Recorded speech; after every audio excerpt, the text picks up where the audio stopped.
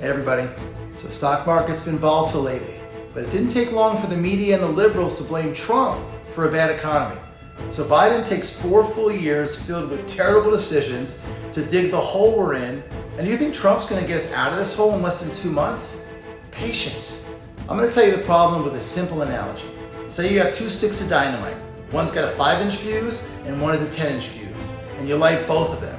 Well, the one with the 10-inch fuse, it'll take longer to explode, but it will still eventually explode. Biden's economy, it was heading for that explosion.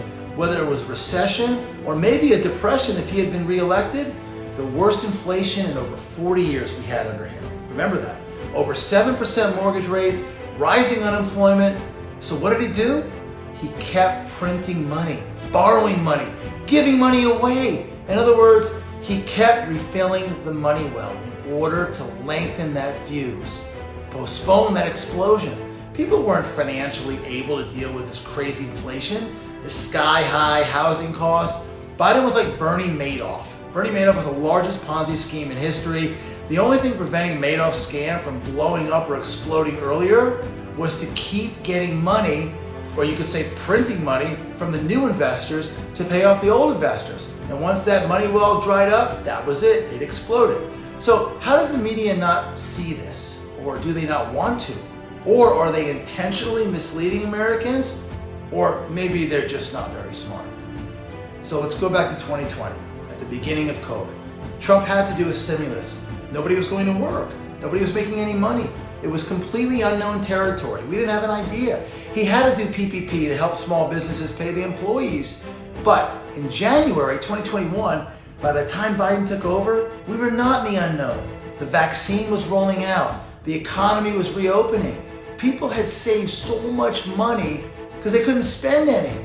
There was nowhere to go. There was nothing to do. Savings rates were at all-time highs. So there was this massive demand, all this money, but no one working to make the products. So shortage of products, high demand, low supply.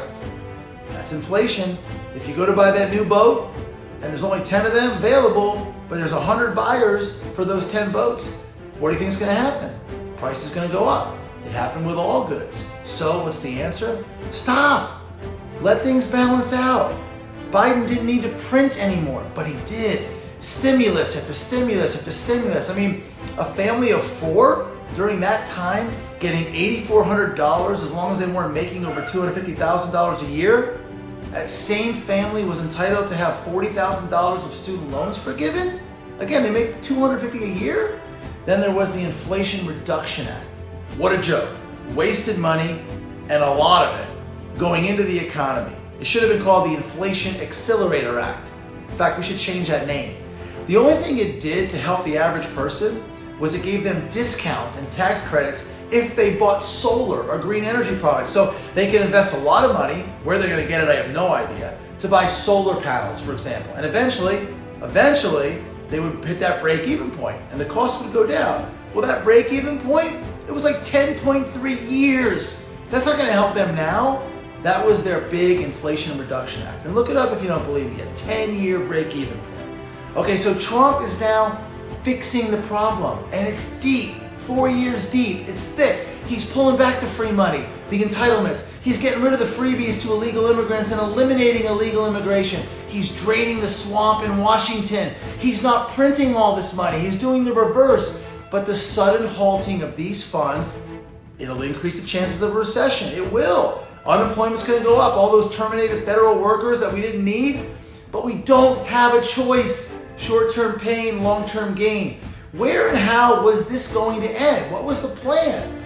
People can't afford stuff now. Can't buy a house. We've already uncovered, thanks to Doge, billions and billions of government waste. Money going to different countries for idiotic reasons. 200-year-old people, still getting Social Security.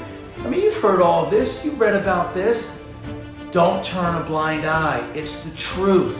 And the tariffs, well, it needs to be fair. Our trade deficits are enormous. Our debt is ginormous.